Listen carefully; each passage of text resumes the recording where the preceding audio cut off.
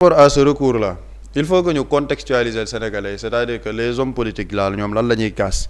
li ñuy kaas nee na ñoom Ousmane Sonko warul nekk président de l'Assemblée nationale Ousmane Sonko warul sax nekk député parce que député googu perdroon na mandat ce qui est totalement faux ñu ne Ousmane Sonko il est démissionnaire de son mandat il n'est pas démissionnaire de son mandat ñoom article 54 de la constitution la ñuy wax l'article 54 de la constitution lan la wax il y a une notion d'incompatibilité entre le mandat électif de député et le mandat nominatif de ministre wala membre du gouvernement léegi yow yan option lañ la jox tu peux suspendre ton mandat des gens l'ont fait c'est-à-dire que man moo tax je comprends pas il y a des gens qui l'ont fait dans ce pays ils ont suspendu leur mandat ba affaire yi jeexee ñu ñëwaat nekk député dans les autres démocraties ça se fait en France am na benn gouvernement le gouvernement de Bayrou ba ñu defee motion de censure il y a 10 ministres qui n'ont pas été conservés parce qu'il y a eu motion de censure ils sont revenus prendre leur mandat de député à l'Assemblée nationale l'article 54 de la constitution titre bi sax du gouvernement la parce que ñoom dañ naan article bi dafa ne surtout l'article 124 du règlement intérieur de l'Assemblée nationale dafa naan le député nommé membre du gouvernement léegi ñoom nee nañ nag donc Ousmane Sonko en fait il était membre du gouvernement avant d'être élu au niveau de l'Assemblée nationale léegi génn nañ ci loolu sax léegi fan la ñuy toll nee nañ waaw Ousmane Sonko n'a jamais exercé son mandat de député donc il n'a jamais été député may leen mais yéen dimbali leen askan wi le député fan lañ koy nattee c'est le jour de la proclamation des résultats quand le Conseil constitutionnel proclame les résultats définitifs def liste bi ne ñii ak ñii ak ñii la ñu fal donc ce sont les députés mais loolu xanaa xamoon immunité parlementaire bi ñuy coow immunité parlementaire d'un député ça ne commence pas à l'installation du député à l'Assemblée nationale de xam nga immunité kañ la ko député bi di am bu conseil constitutionnel defee résultat yi proclamer résultat officiels yi avant sax ñu lay installer tu es élu député conseil constitutionnel def na les résultats définitifs l'immunité parlementaire vient automatiquement waaye léegi ñu ne donc Ousmane Sonko moom parce qu'il n'a jamais été installé à l'Assemblée nationale moom daal du député te li gën a doy waar la malhonnêteté de cette opposition là Mamadou Talla Ndao actuellement xam nga il a été réintégré au niveau de l'Assemblée nationale il était ministre au niveau du gouvernement ba ñuy dem élection législative il était déjà dans le gouvernement da nga dégg opposition bi dem déposer recours ne Mamadou Talla Ndao bu mu dugg Amadou Ba da nga dégg ñu ne la bu mu dugg doo ko dégg de Mamadou Talla Ndao doo ko dégg mais Ousmane Sonko boobu mu warul nekk te loolu la malhonnêteté bi ci nekk xam nga démb dañoo génne journaux yu bëri def titre ne le conseil constitutionnel a été saisi ce lundi mooy lundi démb bi par les membres de l'opposition de ñu jiital ci Tafsir Thioye ni démb la ñu saisir conseil constitutionnel ce qui est totalement faux ils n'ont pas saisi le conseil constitutionnel hier léegi dinaa ñëw après ci lan moo tax ñu génnee ko démb avec la complicité de la régie le récépissé de dépôt bi nga xamante ni ñoom déposé nañ ko au niveau du conseil constitutionnel mu ngi nii ñu koy gis récépissé de dépôt l'an 2026 et le 1er juin à 16h15 par devant Maître El Hadj Malick Baro chef du greffe du conseil constitutionnel a comparu l'honorable député Tafsir Thioye non inscrit agissant au nom et pour le compte de 17 autres députés de l'Assemblée nationale de la 15e législature mu ngi nii lequel nous a déclaré vouloir déposer un recours contre la décision du bureau de l'Assemblée nationale en date du 24 mai 2026 portant réintégration de monsieur Ousmane Sonko en tant que député. L'affaire a été enregistrée au greffe du Conseil constitutionnel sous le numéro 6 du registre arrivé ce jour et porte le numéro 3C 2026 5C 2026 léegi kon ñoom ñi naan le Conseil constitutionnel a été saisi hier le lundi te li ci gën a doy waar ñoom ñoo déposé ñoom ñoo ko publier lii ñoom l'honorable député Tafsir Thioye a demandé que nous lui donnions acte de sa déclaration que nous lui délivrons un récépissé de dépôt de son recours lii ça a été daté le 1er juin à 16h15 ci la ñu déposé ñoom seen recours mu ngi nii ñu signé nous avons donné acte à l'honorable député Tafsir Thioye de sa déclaration que nous signons avec lui après lecture faite les jours, mois et ans que le dessus et lui avons délivré le présent récépissé pour servir et valoir ce que de droit. Honorable Tafsir Thioye député mu signé Maître El Hadj Malick Baro chef du greffe du conseil constitutionnel mu signé tamponné lii c'est le récépissé de dépôt du recours qui a été introduit par les députés de l'Assemblée nationale de l'opposition. ba léegi du ko soog a fësal. Très bien. kañ la ñu wax le lundi 8 parce que le samedi 6 et le dimanche 7 il y a eu un événement politique muy Pastef les Patriotes dañoo organiser seen congrès le 6 def rassemblement populaire le 7 tout le monde allait parler de ce rassemblement populaire au niveau sur le plan médiatique ñëpp gis nañ ni loolu la nit ñi waroon waxtaanee léegi pour changer le cours médiatique par rapport ak lan la nit ñi di waxtaanee ñoom ñëpp nga gis une yu bëri ñëw dugg si créer un contre-feu excellent contre-feu médiatique ne le conseil constitutionnel a été saisi ce jour par les membres de l'opposition pour un recours ñu bëri jàpp ni démb la ñuy doog a saisir le conseil constitutionnel ñu bëri loolu lañ jàppoon dañoo jàppoon ni démb la opposition bi di doog a saisir le conseil constitutionnel mais boo xoolee le récépissé de dépôt le conseil constitutionnel a été saisi depuis le 1er juin à 16h15 signé par le député Tafsir Thioye signé par ki nga xamante ne moo nekk au niveau de l'assemblée du conseil constitutionnel le chef du greffe donc déjà ñoom bu ñuy def yi il faut qu'il soit un peu plus on va dire honnête avec le peuple sénégalais d'accord nañ ñu bëgg créer un contre-feu c'est excellent si tu veux créer un contre-feu mais il faut être honnête avec le peuple sénégalais le recours a été déposé le 1er juin il ne faut pas revenir pour dire que le recours a été déposé le 8 juin pour créer un contre-feu médiatique parce qu'il y a eu un recours wala un congrès et un meeting politique de la part d'un parti politique te lenn xam nga loolu ci recours bi la gis nga suñu opposition bi en fait il faut de la dignité dans l'exercice de la politique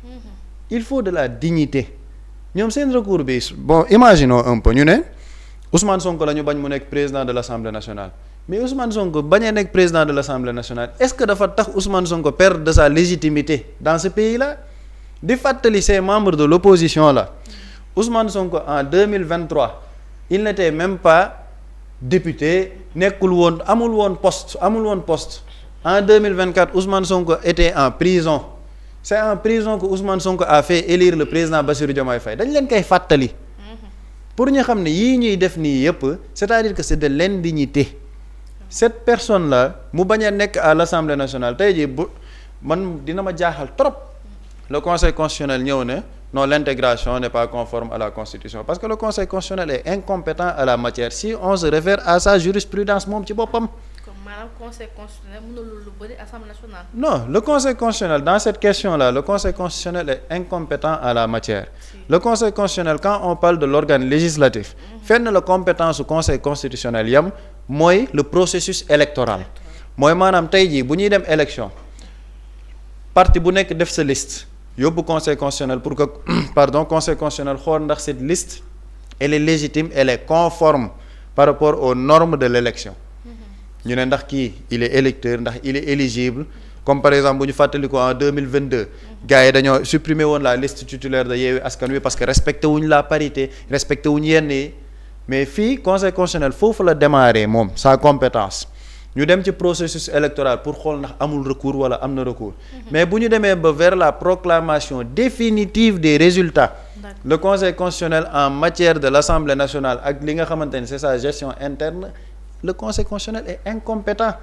te loolu j'en veux pour preuve la jurisprudence boo xam ne ci 15e législature bii la bu ñu fàttalikoo Aïssata Tall Sall dafa demoon déposer recours avec quelques députés au niveau du conseil constitutionnel pour casse li nga xamante ni moom moo doon bureau de l'Assemblée nationale ni ñu ko organiser le conseil constitutionnel dans sa décision lan la wax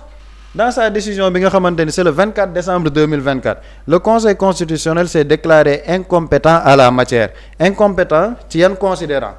bu ñu demee ci considérant 6 bi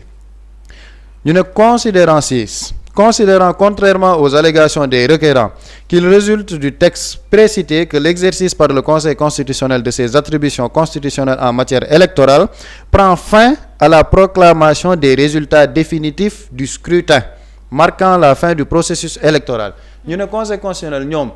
ay prérogatives mu ngi jeex ci bu ñu proclamer définitivement les résultats ñu ne que l'élection du bureau de l'Assemblée nationale qui procède de l'organisation interne de cette institution ne fait pas partie du processus électoral ñu ne élection au bureau wu Assemblée nationale organisation interne au Assemblée nationale la bokkul ci processus électoral bi après ñu dem ci seen considérant 7 ne considérant en outre que le Conseil constitutionnel ne retient sa compétence pour connaître d'un acte administratif que si cet acte participe directement à la régularité d'une élection nationale lorsqu'il est propre à ce scrutin. ñu ne Conseil constitutionnel ñoom seen compétence par rapport ak acte administratif ci lenn lay nekk mooy acte administratif boobu participer ci processus électoral bi comme tey jii li ñu naan Ousmane Sonko mën na bokk wala mënul bokk est-ce que acte administratif bi ñuy wax ñoom bokk na ci processus électoral non parce que Ousmane Sonko a déjà été élu et il a été proclamé ci liste bi nga xamante ne Conseil constitutionnel moo ko def considérant 8 considérant que la délibération attaquée ne participe pas directement à la régularité des élections législatives anticipées du 17 novembre 2024, considérant 9, considérant en conséquence que le Conseil constitutionnel est incompétent. Mais Conseil constitutionnel lii la mën a wax ci dossier bi tamit parce que le Conseil constitutionnel par rapport au règlement intérieur de l'Assemblée nationale il est incompétent. Lii c'est une question interne de l'Assemblée nationale qui est tranchée par son règlement intérieur. Lan moo tax le Conseil constitutionnel est incompétent dans une gestion interne de l'Assemblée nationale? Il y a le principe de la séparation des pouvoirs. Surtout ça. Le principe de la séparation des pouvoirs te li ñuy wax nii. Député yi déposé recours bi ñoo ñu ko gën a xam. ñoom ñoo ko gën a xam. Kon li perte de temps la Pape Samba. Non, c'est-à-dire que non seulement c'est une perte de temps, mais au-delà d'être une perte de temps, c'est un manque de dignité. En tant qu'opposant politique mais Ousmane Sonko ñun chaque jour ñu wax ko ci plateau bi Ousmane Sonko il doit être challengé ci politique. Bu génnee ne souveraineté économique nga ne ko yow sa souveraineté économique bii man doyuma leneen ak leneen laa bëgg nga wax man souveraineté économique bii d'accorduma ci feneen ak feneen d'accorduma ci am na leneen ak leneen loo xam ne noonu laa gisee politique mais politique Sénégal goo xamante ne ci lenn rek lay wékku diw du bokk wala diw boobu bu naree am benn poste boo xamante ne sax day koy jëmmal. En fait lii ce n'est même plus de la politique de c'est une haine maladive benn haine maladive la mooy li may wax sànq Ousmane Sonko bu nekkul président de l'Assemblée nationale qui va être président de l'Assemblée nationale El Malick Ndiaye il fait partie de quel parti du Pastef kan moo am majorité à l'Assemblée nationale du Pastef les députés ils sont avec qui du Ousmane Sonko ñoom li ñu bëgg xam li ñu bëggut a xam te nanguwuñ ko il n'accepte pas la volonté divine la volonté divine mooy Ousmane Sonko il peut être chez lui à Cité Keur Gorgui teg ataayam di naan di décider comment le pays va marcher il a cette légitimité là loolu il faut nit ñi nangul ko bu fekkee ni en 2024 la ko amoon en étant dans une cellule de prison fal un président de la République dans une cellule de prison bu fekkee ni moom dayoom tolloon na foofu mën-mënam tolloon na foofu mais Ousmane Sonko boo xam ne mu ngi ne léng génn ci dëkk bi mën a am jotu politique am même si tu le sors de l'Assemblée nationale mu toog Cité Keur Gorgui Ousmane Sonko tu ne peux pas l'extirper de la vie politique du Sénégal mënul nekk moo tax ñoom lii ñuy def nii yëpp nañ dem politique yi ji nañ dem proposer aux Sénégalais benn ambition benn programme sénégalais jugé au-delà d'être un manque de dignité c'est de la lâcheté mbirum lâcheté la politique dafa am tuuti notion de jom am looy respecter sa bopp c'est-à-dire que ñoom bu ñu nekkee ay hommes politiques ils veulent donner quand même une belle image à leurs enfants ne waaw ñun wéy bii ñun ñoo leen ko bàyyi parce que politique bi lii ak lii ak lii lañ ci doon def def affaire de gentleman boo xamante ne mais les Sénégalais pourront choisir ce sont les Sénégalais qui ont choisi majoritairement ni liste diw moom moo ñu doy parce que moom mooy tête de liste président du parti mais ñoom ils sont contre la volonté du peuple ñoom ils ne s'en rendent pas compte xeexuñu Ousmane Sonko mais la volonté majoritaire du peuple ñoom loolu moom mooy seen problème après ñoom ñooy toog ne ce sont de grands démocrates ce ne sont pas des démocrates ils ne respectent pas la volonté du peuple te opposition day laaj dignité ñoom nag mënoo nekk dans ce pays ñamewoo terrain c'est-à-dire que des opposants que tu ne vois jamais sur le terrain du ñu dem terrain du ñu dem wax ak sénégalais du ñu organiser meeting du ñu organiser réunion opposition yoo xamante ne ring light 20h je ferai une déclaration ça ce n'est pas une opposition da ngay ñeme terrain dem di proposer sénégalais yi dara mais une opposition boo xamante ne suba ba ngoon diw warul bokk diw warul def lii diw c'est un populiste xool ko mu nga dem Dakar Arena dafa wax te yow boo demoon sa ngunu sax mënoo ko feesal wax nga ba mu fekk si la mais comme Thierno Bocoum nee na duñ leen wàcc c'est-à-dire que il faut qu'il man opposition bi yenn saa est-ce que ñoom buñ toogee dans l'intimité de leur maison wala dans l'intimité de leur chambre est-ce que ñoom bu ñu toogee ñoom wéet ak seen bopp kese est-ce qu'ils sont fiers de leur personne est-ce qu'ils sont fiers de ñoom li ñu nekk di wan sénégalais est-ce qu'ils se pensent dignes de la démocratie sénégalaise parce que lii xam nga kañ la commencé sous Macky Sall su Macky Sall la affaire diw du bokk diw dina bokk commencé Abdoulaye Wade avec toutes les divergences yi mu amoon ak Macky Sall dàq na ko Macky Sall dem na defi ci politique am ba heure bokk jotee Macky Sall dafa bokk ni ñëpp keneen ak keneen bokk su Abdou Diouf Abdoulaye Wade était son opposant le plus farouche Abdoulaye Wade liggéey na ci biir gouvernement Abdou Diouf génnaat def candidature ñu bañ ko jox mu delluwaat ci biir gouvernement bi ba dem mu am alternance démocratique affaire de gentleman mais mënuñ nekk ci seen politique boo xamante ne des opposants ñoom taluñ programme taluñ seen parti taluñ massification taluñ def waxtaan ak sénégalais yi ñoom lenn rek mooy seen programme diw warul bokk te loolu c'est pas intelligent la meilleure manière de challenger Ousmane Sonko xam nga lan la bàyyi la volonté du peuple s'exprimer tey jii si le président de la république buri mu ngi koy wax démb Ousmane Sonko dootul am lay parce que dénk nañ ko les gens pourront le challenger yow yaa fi waxoon lii léegi fan nga ci toll lan nga ci nekk di def nit ñi nag ànd ci une exigence extrême topp ko ci loolu mais ñoom loolu sax bëgguñ fa egg parce que lan non y a une haine maladive boo xamante ne entretenue par des hommes politiques des médias mercenaires des chroniqueurs alimentaires yoo xamante ni ñoom c'est Ousmane Sonko qui les fait vivre parce que loolu tamit am na il y a des gens bu dul Ousmane Sonko duñ dund duñu am lu ñu yóbbul seeni njaboot li ñuy yóbbul seeni njaboot li ñuy fayee seen loyer li ñuy fayee seen courant ci lenn la wékku mooy teg lu dul dëgg wala saaga Ousmane Sonko yàq ko lu mel ne xame ñoom ci loolu la ñuy dundee Ousmane Sonko indirectement c'est dommage pour lui mais il fait vivre ces gens-là parce que ci saago ko calomnier ko ak teg ko yenn yi moo tax ñoon ñuy dund moo tax ñuy mën a dundal seen njaboot mais nag li ngay yóbbul say njaboot ñu ciy dund il faut que mu nekk loo xamante ne c'est basé sur la dignité c'est basé sur la morale loo xamante ne nekkul ci coggu loo xamante ne dignité moo ko lal au moins vous pourrez laisser un legs boo xamante ne c'est un log normal à votre famille à des gens qui vous aiment mais malheureusement on voit que dans ce pays nag am na ñoo xam ne ils sont un peu contraires à la notion de démocratie xamuñ sax luy démocratie ñoom dañuy toog nii rek dañuy wax nii rek di def ay textes ay discours yoo xamante ne lalul fenn xamuñ luy démocratie mais li ñu nekkee nii wax dëgg neex yàlla c'est de l'indignité et une opposition doit être à la hauteur des enjeux il faut que ñu am une opposition qui est à la hauteur de la maturité du peuple sénégalais mais bëgg indi ay jéeye yoo xamante ne lii lu bëgg taalub réew la ñoom war nañ cee génn ñoom leur principal objectif c'est de convaincre le peuple sénégalais c'est de pas empêcher Ousmane Sonko d'être président de l'Assemblée nationale parce qu'à l'Assemblée nationale ou en dehors de l'Assemblée nationale personne ne peut extirper de la vie politique Ousmane Sonko loolu la yàlla dogal ñoom nag nañu am xol bu laab am yaatu dënn nangu loolu parce que loolu nag boo ko nanguwul politiquement sax tu ne pourras même pas être lucide et intelligent pour pouvoir faire face à l'homme et la meilleure manière de faire face politiquement à Ousmane Sonko c'est d'être lucide nangu li ko yàlla dogal nekk ak moom dans le débat d'idées confrontation de programme mais bu dee leneen la nag après le peuple sénégalais dañ leen di mépriser comme le mépris souverain bi ñu leen nekk di wan.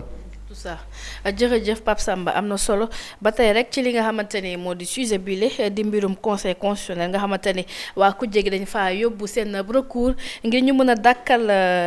li nga xamante ni mooy actuellement Ousmane Sonko lu mu nekk foofu ci assemblée nationale ba tey rek buñ ca desee ñoom waxoon na ne duñu déposer li nga xamante ni moo di recours est-ce que duñu laaj tamit qu'est-ce qui a changé entre temps opposition bi dem naan dañuy déposer waat ab recours. bon opposition bi instant bi dafay nekk di c'est-à-dire que actuellement dans la configuration actuelle t'as l'impression que Ousmane Sonko est seul contre tous seul contre le pouvoir en place et ce qui est malheureux contre une personne boo xam ne moom moo ko joxoñ di Pape Samba di wax joxoñ bi moom day topp président ba keroog mandat am di jeex moo ko joxoñ ne mënumaa bokk waaye kii mën naa bokk contre aussi un autre camp boo xamante nii moom parfois dafay toog di observer nañu xaar président comme que il est contre l'homme la personne bañ na sax ne bañ ko tudd candidature en 2029 nañu xaar moom ban action lay def bu deful action rek ñun ñu def action c'est-à-dire dañu nekk di benn genre ping pong quoi ku ci nekk di sànni sa morom bal wi quoi loolu lañ nekk et c'est malheureux pour le Sénégal parce que en fin de compte lan la ñuy fooyee dëkk bi la ñuy fooyee. mais l'opposition doit toujours rester solidaire ci yoon. dëkk yi bëri opposition amul Sénégal. man bi Pastef nekk au pouvoir am Pastef nekk dul au pouvoir bi Pastef nekk au pouvoir man laa toog fii ne Sénégal amul opposition dëgg bi amul opposition c'est-à-dire que animosité moo fi am xeex contre un seul mais combien de scandales la fi opposition bi dégg da nga dégg opposition c'est-à-dire qu'il y a pas d'opposition maintenant qu'est-ce qui se passe ce qui se passe mooy et ce qui est dommage man dama dem xool les personnes yi porté parce que il va falloir pour nit ñi xam Sénégal ñun fan la ñuy yóbbu dama dem xool les personnes yi def recours bi Tafsir Thioye dama ko jëlale mais ci biir du moom kese il y a plusieurs députés en une dizaine dama ci gis Birima Mangara gis ci Salimata Diop Dieng gi nga Sénégal buñ ko tegoon ci yoon jamono ji may wax ak yow tembe ay nit dinañ tal leneen lu dul dem di way nekk perchoir bi di warul toog fii kii warul na retrouver mandat am gis nga la nga war a def wala la ñu war a def bu ñu ko deful la ñu war a def te mu appliqué wu ci ay nit ya def nit ñooñu tey dinañ tëb di def lu leen neex ci réew ma te kenn du ci mën dara lii moo nekk di xew Sénégal ce qui est malheureux maanaam Sénégal au soir du 24 mars ña demoon làqatu seeni rondal tëju di làqatu parce que def nañ ay mbir ñu doxaat tuuti tendance bi xaw a pooba ñu commencé génn benn par benn dem yóotu mandat député té ñooñu tey ñoo nekk di semer la terreur dans ce pays là ñoo nekk di lëmbe dëkk bi tey opinion bi ci des trucs yoo xamante ni nii dara lalu ko maanaam lii ñuy def ni daraay Sénégal lalu ko seen intérêt boobu ak haine bu ñuy nourrir li tax ma ne ñun Sénégal dama koy wax souvent on est mal barré ñi def recours bi ñan la man foofu sax laa bëgg a attardé wu parce que Pape les personnes yi def recours ñan la Pape Samba li mu leeral ci yoon kenn du ko teggi parce que texte la wax waxul xalaatu boppam jëlal Birima Mangara ci ñi def recours bi ci la bokk de Birima Mangara jamono ji may wax yow war na tal leneen lu dul naan dafay dem naan day empêcher nit nekk président assemblée nationale après nit ñi nañ xam parce que pourquoi parti boobu am solo mooy nit ñi comprendre ñi agité wu nii lan xam nga maa ngi wax seen intérêt Sénégal lalu ko en fait lan moo tax ñuy agité wu Ousmane Sonko bi mu nekkee le chef de l'administration ku ne xam na ni dafa promettroon Ousmane Sonko dafa promettroon ni képp ku Macky Sall jox suufu Sénégal wala ñun suñu alal notre patrimoine bâti ay nit jël ko dinañ ko delloosiwaat Sénégal daf ci am benn cas boo xam ne Birima Mangara mii tey ne dafay porter mbir ma kii bi ci la bokk en fait dañu nekk ci guerre boo xamante nii seen intérêt bopp moo ko la Birima Mangara qu'est-ce qu'il a fait jamonoy président Macky Sall HCCT muy Haut Conseil des collectivités territoriales bi mu créé woon jox ko waa parti socialiste dañ doon loué dañu amoon benn immeuble boo xam ne dañ ko doon loué benn ancien footballeur sax moo leen ko doon loué mun naa ko lim Cheikh Seck ancien joueur président de Jaraaf xaw ma xam moo ko nekk ba tey léegi Cheikh Seck loué HCCT immeuble boobu noonu bi mu leen ko loué doon nañ fay ay ba 40 millions ah. oui léegi ñu dem ba ci digg ba Cheikh Seck ne daf ko bëgg a jaay état bu Sénégal mu dem sàkku ci Sogepa boobu nekkul woon sax Sogepa mais ki moo ko jiital Abdou Karim Fofana pour mu jaay leen Abdou Karim Fofana ne ko non état bu nu ko jënd gàntal ko bi ñu gàntalee Cheikh Seck xam nga ci kan la jaar ci Birima Mangara la jaar Birima Mangara mi bokk tey ci ne dañuy kii du fi nekkee président pour que nit ñi comprendre lii ñuy def nii lan moo ko lal parce que boobu ministre délégué la woon léegi bi mi Birima Mangara def Birima Mangara dafa dem endossé benn dette ci turu état bu Sénégal te jaaru ci les procédures parce que dafa am benn comité boo xamante ni nii tey buy gérer tout ce qui est CCOD lañ koy wooyee tout ce qui est état tey boo waroon jënd tey benn patrimoine sur le plan foncier commission boobu noonu ñooy daje valider ba pare lépp état soo ko fay Birima Mangara dafa def loolu sans pour autant que CCOD boobu noonu yëg ko xawoon nañ ko fi woolu benn ñaar ñett mi ngi toog këram di galayaabe léegi ñii def recours bi lan la ñuy daw parce que cette personne parce que lii ma lay wax ni bi mu amee ba pare avec le changement de régime bi Ousmane Sonko nekkee au service de au cœur de l'administration ci la ñu dem dossiers yi yépp ñu génneewaat ko parce que état bu Sénégal dem na benn banque bu naan Diamond Bank la ñu lebee woon xaalis bi ñu ko lebee à l'insu même des services compétents yi ci waroon intervenir ce qui est dangereux état bu Sénégal dafa dem leb xaalis pour jënd immeuble boobu boo xam dafa continuer waat di fay ay loyer boobu gën a dee su Birima Mangara Sénégal jënd immeuble am ba pare di fay location bu ñu calculer li mu fay location ci diir boobu noonu c'est 3 milliards de location fay nañ ko su Birima Mangara moo waral lii moo tax ma ne réew gis nga justice bu waree dox na mu war a doxee bu doxul na mu war a doxee ña warta jóg rek ñooy lëmbe donc Birima Mangara mii def bokk ci ñu pot dem na dañuy def recours lal dafa am lu muy daw l'homme bi nga xamante ni nii tey bés bu nekkee il faut que nit ñi comprendre l'enjeu actuellement l'enjeu mooy l'homme bi nga xamante ni nii bu nekkee au cœur des affaires ñun ñëpp yàqu nañ ñooñu ñooy tëb di lëmbe moo tax il faut que les Sénégalais les identifient nga déggaat ci kan Salimata Dieng ci ñi def recours bi ci la bokk Salimata Dieng parce que Sénégalais yi foog ñu leen di fàttali parce que yëpp dossier la ñu jël xoolal yi ma lay wax ni ay dossiers yu ñu jël dëxëñ ko ba mu rond au nom de la paix ñu ne nañ ko jël la sànni ko aux oubliettes au nom de la paix ok au nom de la paix pour des minorités mais pour une personne boo xamante ne wóor na li ne y a des millions de personnes yu ko gëm bu ñuy wax jàmm ji daal moom nañ ko ci jël sànni ko fële alors que yow wóor na li ni rien ne peut se faire dans ce pays sans cet homme mais au nom de la paix on peut ragg ay comploteurs des dealers ñu ragg leen tey ces dealers là tey ñenn ñi bokk ci ñi ma ko sañ a wax ñoo ne ñoom ñooy def ay recours ñoo bëgg a dugal réew mi ci guute Sénégal duñ ko nangu et dañu ko di ko fàttali dama ne ñi def recours bi yaa Salimata Dieng donte rapport am bokk na ci xaalis bi gën a néew mais xeebuñu ko suñuy 100 000 bu dee donte 100 millions la suñu alal la. non am na ñu ko xeeb am na ñoo xam dañ naan non 100 millions la garaawul nañ topp ay milliards alors que benn dërëm sax dara la ci Sénégal parce que da ngay dem yeneen dëkk je pense que suñu invité du ñu weddi moom vivre en France topp nañ fa nit boo xamante ni lañ koy toppee matul 2000 euros 2000 euros matul 2 millions ñu topp ci nit. Salimata Dieng dafa jiite ministre jamonoy rapport Covid bi pour te doon ñiy tëb di dal nii lan la qu'est-ce qu'ils ont fait ak lan la ñu ragal ci nit koo xam ne xëy na bu revenir au cœur même des affaires ñoom lan moo leen mën a xaar Salimata Dieng man du samay kàddu dafa am un dossier de mise en accusation boo xam ni ay naataangoom député ñoo ko porté avec des enquêtes qui ont été menées par la DIC division des investigations criminelles ñu ne bi mu jiitee ministère ba ñu ko dénkoon jamono nguuru Macky Sall dañu def ay aide ci xam nga rapport Covid bi mu ñëwee ministre bu nekk da nga créer sa benn projet en parallèle rek pour na neex nga def ñu ne la dafa utiliser am na benn somme bu toll ci 52 223 300 francs CFA yoo xam ni moom ci justificatif yi ñu produire dañoo utiliser ay les mêmes prénoms les mêmes noms de famille ak les mêmes numéros carte d'identité similaires maanaam ci benn liste yi ne jot nañ 52 millions. dama ciy fekk Pape Samba lu bari yoon ak des montants Ramatoulaye lu bari Ousmane Noreyni lu bari bu ñu cumuler loolu lépp 52 millions la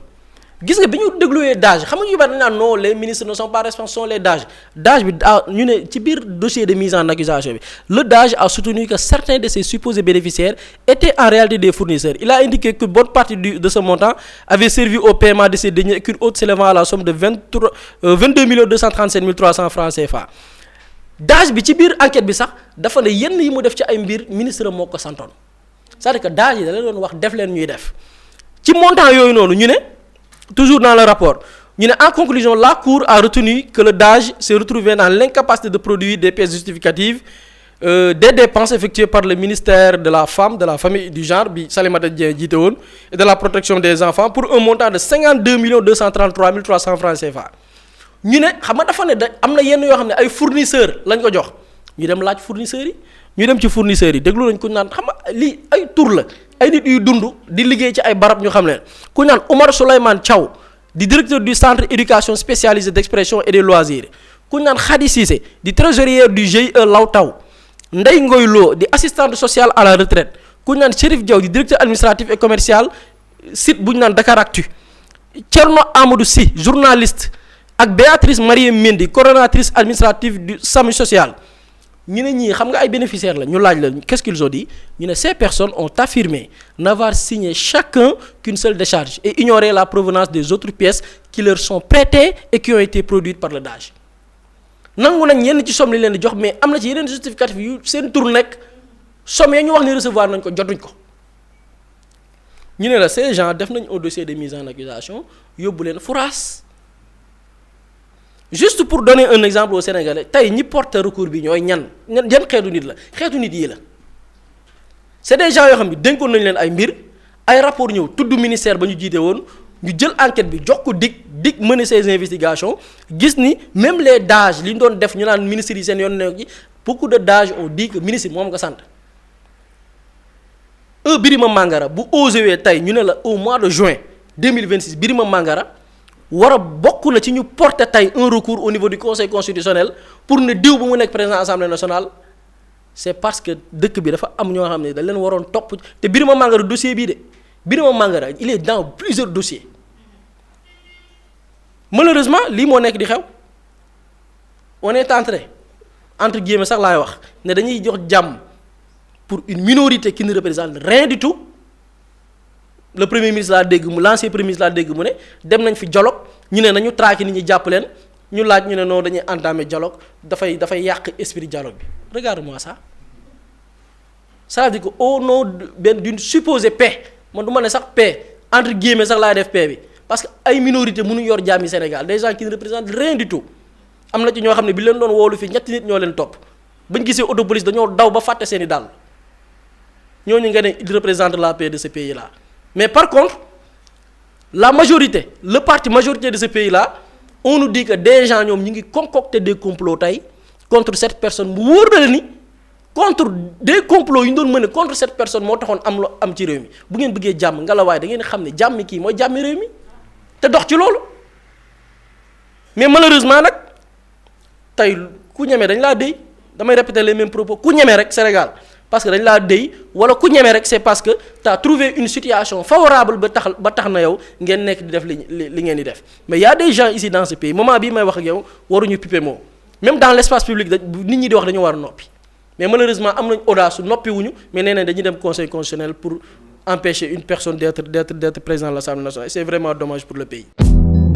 Mously Immo Sénégal moo ñëw taxawu leen indi ay saafara ci jafe-jafe yi ngeen di dund ci wàllum immobilier yow mi bëgg a jënd terrain yow mi bëgg a jënd kër wala tabax jokkool ak Mously Immo da nga am sa kër bëgg ku la ko terrasseel wala nga am sa tool bëgg ku la ko lotiseel defal la ko ay terrain Mously Immo daf leen koy jàppandil gunge leen ci anam gu mucc ayib ku am sa kër itam te nekkoo ci biir réew mi bëgg ku la ko toppatool gérer la ko Mously Immo moo ci gën a gaaw gën ci wóor yow mi bëgg a defaraat sa kër wala nga bëgg a toxu te bëgg ku la ko nettoyer ba sax nga bëgg a defar plan architecte plan béton armé wala nga soxla ay conseil ci wàllum immobilier contactel Mously Immo Sénégal ci 77 887 25 13 77 887 25 13 man ngeen itam abonné ci seen YouTube bi di Mously Immo Sénégal ngir yeneen i xibaar ak Mously Immo Sénégal jaaxle jeex na ci wàllum dëkkuwaay.